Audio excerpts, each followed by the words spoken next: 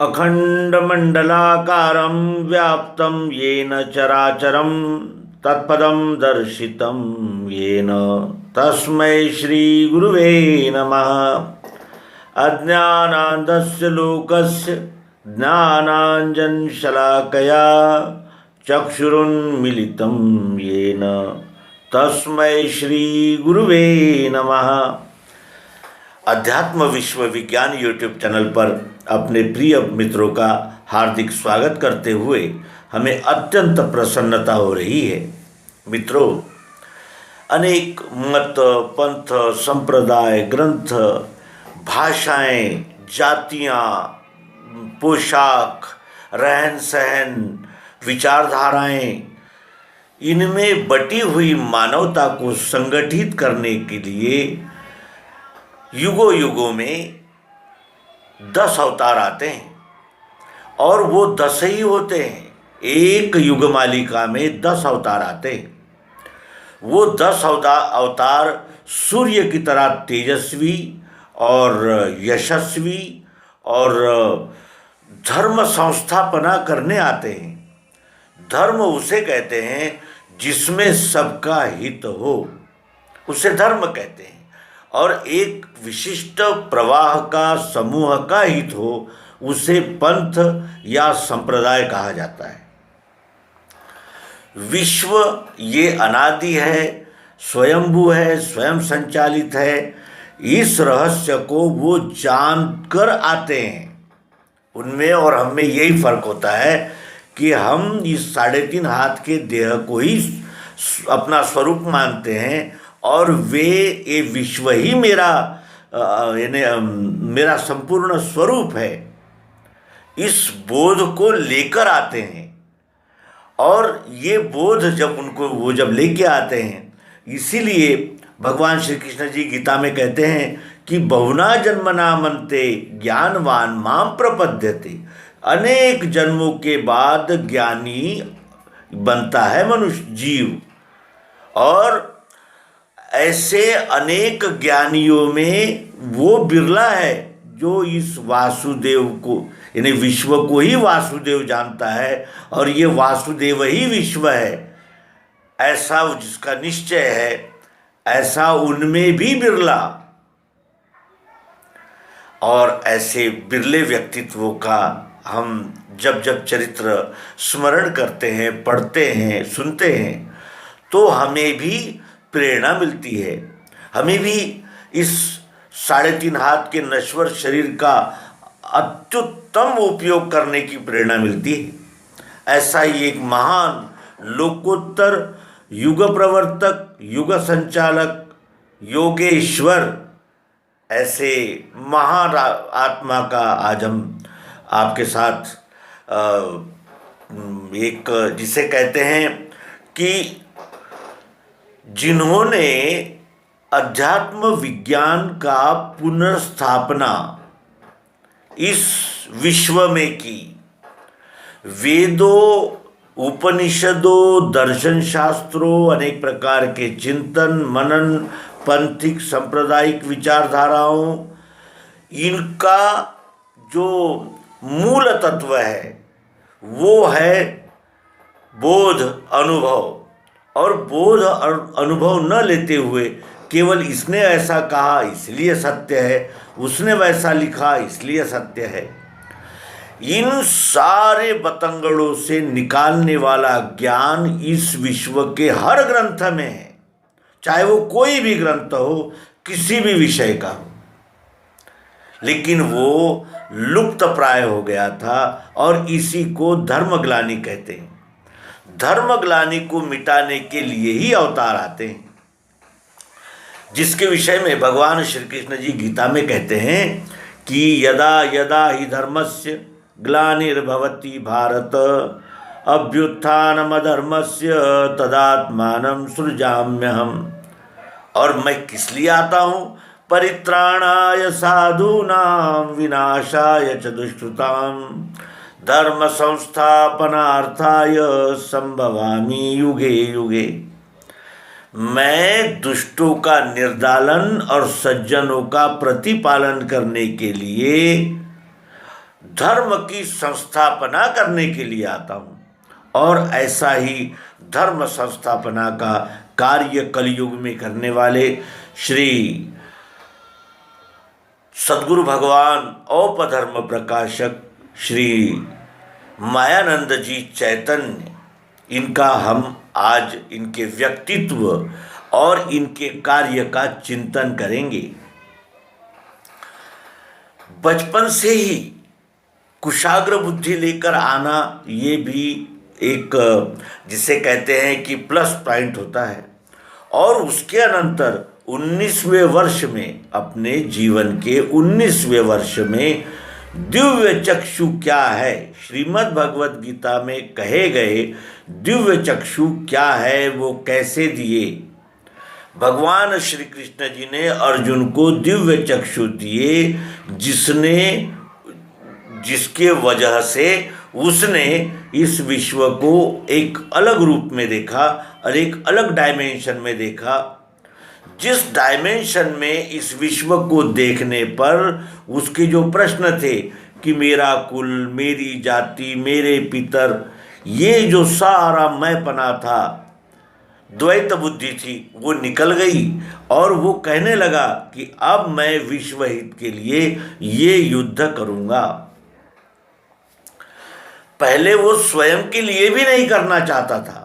वो कहता था कि मैं अपने रिश्तेदारों, नाते के लोगों को, कुल के लोगों को नहीं मारना चाहता।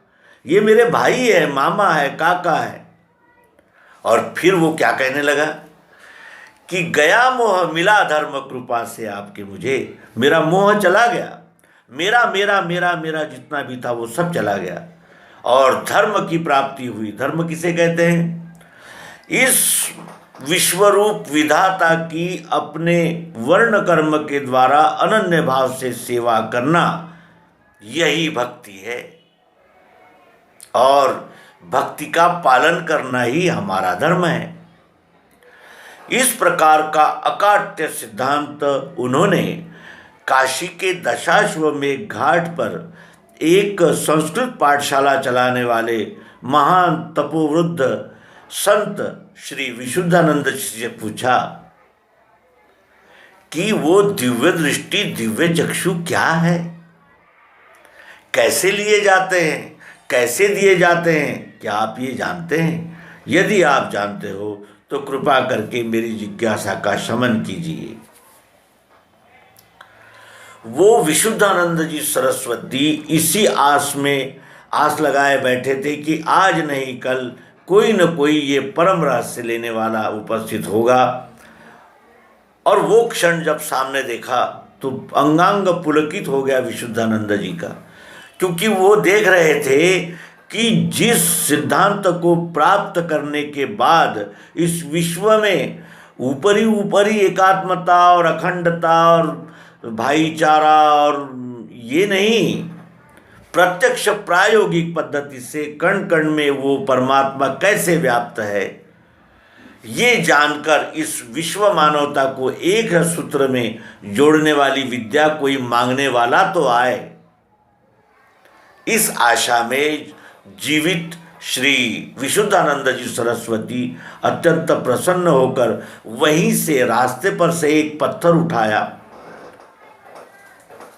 और इस तरह हाथ पे रखा और कहा कि इस वस्तु को देखने के 3 डायमेंशन है, 3 दृष्टिकोण से ये वस्तु दिखाई देती है।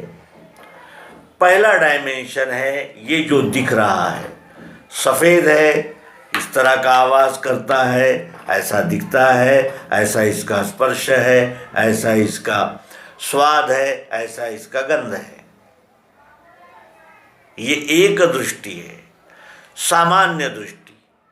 दूसरी दृष्टि है इस वस्तु में क्या है, वस्तु का अंतरंग, ये दूसरी दृष्टि है। और तीसरी दृष्टि है वस्तु का संपूर्ण स्वरूप क्या है। जब हम देखते हैं तो क्या केवल आंखों से ही देखते हैं, हम कान से आवाज़ नहीं देखते। जब कोई तबला लगाता है, कोई ढोलक सेट करता है, कोई वायलिन यानी सुरों में लगाता है। वो क्या करते हैं, शब्दों को यानी वो जो स्वर है, वो जो आवाज़ है, उसको उस गाने वालों के उस धुन के यानी लाइन में सेट करते हैं ताकि सुरों में विसंगति ना हो, मधुरतापूर्वक वो संगीत बने। आंखों से भी देखते हैं, कानों से भी देखते हैं, स्पर्श त्वचा से भी देखते हैं, जीभ से भी देखते हैं और नाक से भी देखते हैं, कान से आवाज़ देखते हैं, आँख से रूप देखते हैं, नाक से गंध देखते हैं, जीभ से स्वाद देखते हैं, रस, और त्वचा से स्पर्श देखते हैं। ये एक डायमेंशन है, इसे अक्षर कहते हैं, साकार है ये। इसमें जो ओतप्रोत व्याप्त जो है, जैसे ये मिश्री का ढेला है, इसमें ये मिठास व्याप्त है। ये चश्मा है, इसमें देखने की प्रियत्व चाह जरूरत व्याप्त है, वो निराकार भाव। और इन दोनों भावों का लय नाम में होता है। नाम में ही क्षर अक्षर, साकार निराकार, सगुण निर्गुण, इन दोनों भावनाओं का लय होता है नाम में। ये युक्ति प्राप्त होते ही सद्गुरु भगवान श्री मायानंद अत्यंत प्रसन्न हुए और पिता के साथ वो किसी कार्यवश वाराणसी अर्थात काशी में गए थे और दशाश्वमेध घाट पर उनके इस महान शंका, संशय या कहिए प्रश्न का समाधान वहाँ उन्हें प्राप्त हुआ। वो पिता के साथ घर लौटे। उसके अनंतर उन्होंने व्यवसाय यानी गृहस्थी और साथ ही शासकीय नौकरी और उसके अनंतर फोटोग्राफी का व्यवसाय भी किया। अपने परिवार में सबसे बड़े होने यानी सबसे जिसे कहते हैं कि प्रगतिशील होने से देसाई आर्ट प्रिंटिंग प्रेस की स्थापना ग्वालियर में की, जो मध्य प्रदेश में है। और उस प्रेस के माध्यम से साथ ही उन्होंने फोटोग्राफी का प्रशिक्षण प्राप्त किया, जिसके लिए उन्हें अत्यंत परिश्रम हुए।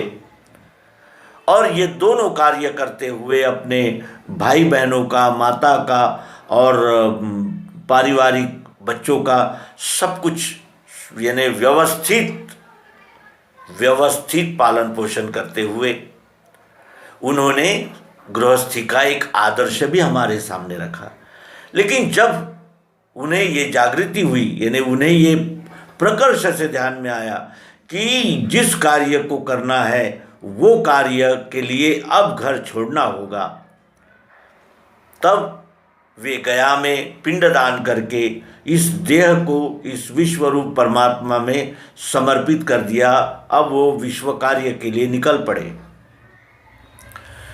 उन्होंने नर्मदा प्रदक्षिणा भी की और उस प्रदक्षिणा में यह सतत चिंतन बना रहा कि इस विद्या का अधिक से अधिक किस तरह प्रसार किया जाए, जो इस विश्व के सभी ग्रंथों, मतों, पंथों का सार है।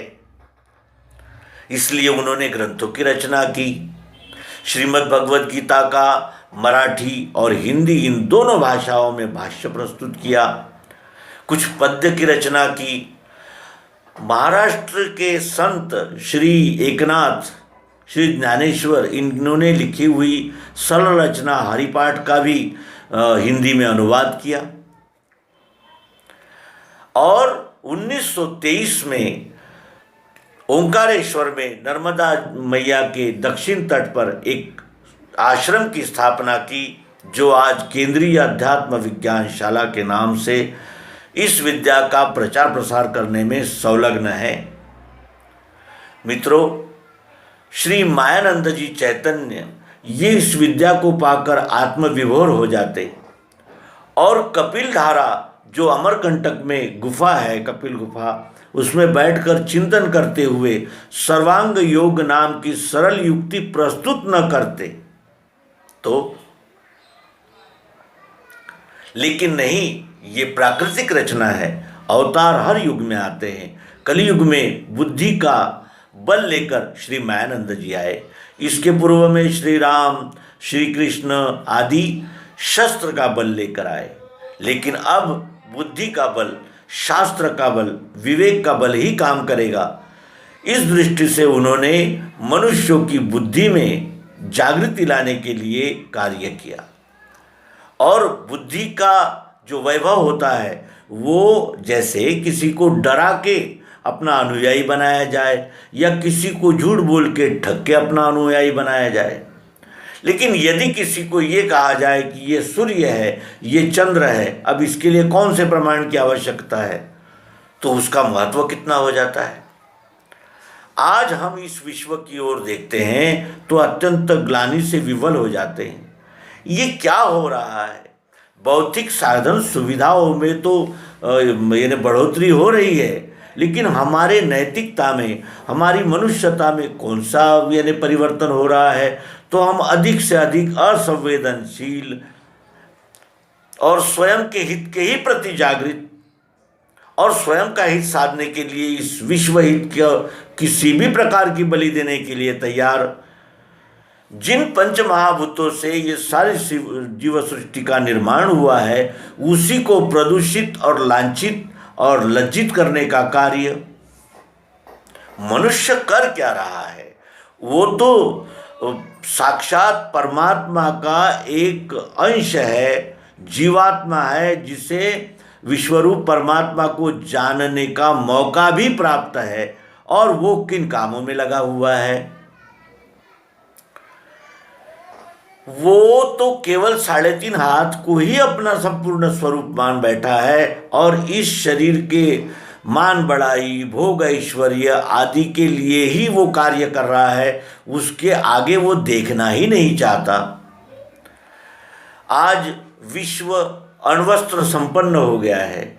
शास्त्र के जानकार कहते हैं कि केवल 8 दिनों में ही ये संपूर्ण पृथ्वी तल की जो भी उद्भिद स्वेदज अंडज जारज है, ये चारों खानियां समाप्त कर देने की क्षमता आज मानव ने प्राप्त कर ली है।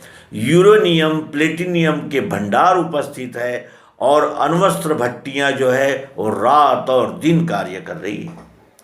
तो क्या इससे मनुष्य के जीवन में लाभ नहीं हुआ है? लाभ तो हुआ है। दूर संचार, सैटेलाइट्स और ये सारे जो यंत्र निकले हैं, जिससे हमारे प्रणालियों में भी सुधारना हुई है, पारदर्शिता आई है, ये सत्य है। लेकिन इसके साथ साथ मनुष्य का दिल पत्थर का होता जा रहा है। पत्थर का दिल लेकर वो किस तरह कला का आनंद ले सकेगा, किस तरह इस विश्वरूप परमात्मा को जानकर सहजीवन और अत्यंत संवेदनशील यानी जिसे कहते हैं कि अपने आप को जानकर किस तरह वो आनंद ले सकेगा। उसने प्रसन्नता की जड़ को तोड़ने का प्रयास किया। प्रसन्नता की जड़ कहाँ थी? इसने भूगोल, इतिहास, दर्शन शास्त्र, अनेक वाणिज्य और विज्ञान और कितने ही दिशा में अपने आप को खपा लिया, लेकिन मैं कौन हूँ, इस मूल प्रश्न को ही टालता चला गया। और यहीं हमारे परम पावन जन्मभूमि भारत का यानी भारत की भूमिका शुरू होती है। भारत में अनेक यानी दिशाओं में संशोधन तो हुआ ही, जैसे भारतीय पंचांग है। ये तिथि दर्शक और ग्रह तारे में क्या बदलाव होते हैं, इसका यानी अकाट्य ऐसा प्रमाणित ग्रंथ।